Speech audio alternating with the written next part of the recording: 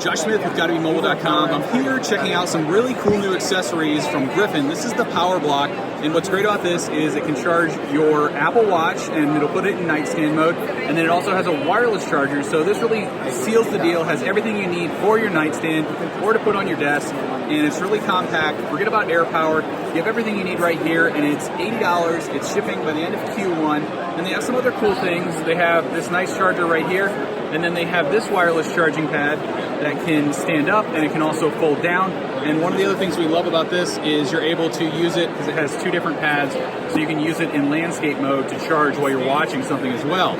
And then another accessory that really stands out to us, because we're always on the go, we're always running out of power, and we need to charge faster, is the USB-C to Lightning. So this is what you need to fast charge.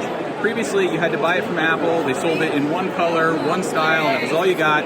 Now you can get some premium options, and these are coming very soon. Can't wait to try these out. So thanks for joining us to take a look at what's new from Griffin for 2019. If you found this video useful, please leave us a comment. Let us know what your favorite one of these devices are. Subscribe for more and like this video. Thanks for watching.